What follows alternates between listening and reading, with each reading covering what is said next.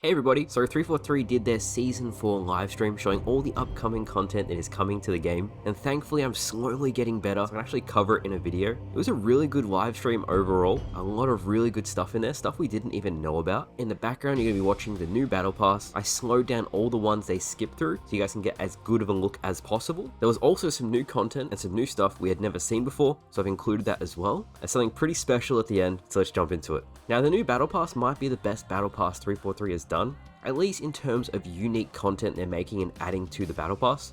I really like the hazmat core, and I really like the yellow, not so much for the armor, although the armor does look good, but the weapon coatings themselves. I think I might have a new favorite rocket launcher coating because it looks that good. There's also some really cool helmets. As we've seen, there's new weapon models as well. There's even this really cool biohazardous kill effect that I think is going to be very popular for Infection. It's only at level 25, so you unlock it very, very early on, but I think that'll be a fan favorite for any Infection fans out there. Now that wasn't all 343 spoke about. There's some pretty big changes coming to Halo Infinite that they also discussed. Most notably is their decoupling campaign and multiplayer. Now when you hit load campaign, it loads up its own launcher. Now this is very telling because if they're decoupling it, one, changes to multiplayer will not affect campaign and vice versa. This saves a lot of time because now they don't have to test everything for campaign when they make multiplayer changes. But two, I've always felt the Battle Royale on the Unreal Engine will be its own launcher as well, and I feel like this is the first step towards that. You have to load the campaign separately, the multiplayer separately, and then in the future, down the track, the Battle Royale separately as well.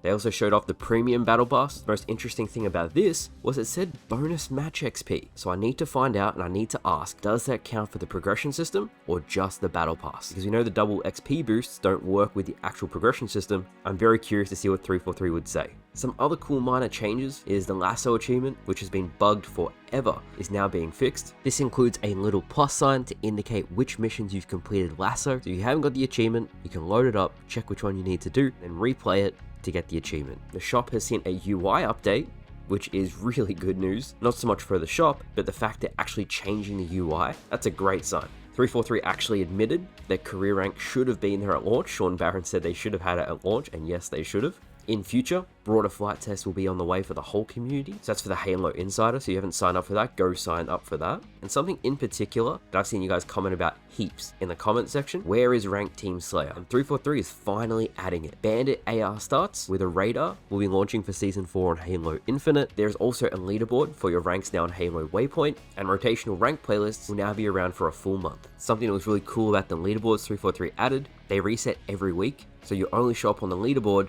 once you play a game for that week to stop people getting a high rank and then never playing again. It is only one game, but it was cool to see nonetheless. Overall, this live stream was probably the best one 343 has done.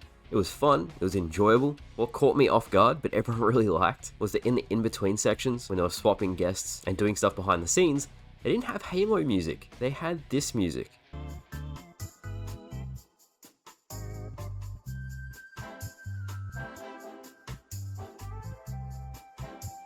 And finally, when they were talking about the quantum translocator, they made quite the revelation that if you hit the teleport button and you're already flying through the sky, guess what? It maintains your momentum. So if I'm flying through the sky and I hit teleport, when it teleports me through, it will still send me flying. Do you know how big that is? That's going to be amazing for content. It was also really wholesome that when 343 brought this up and said it, Sketch said this.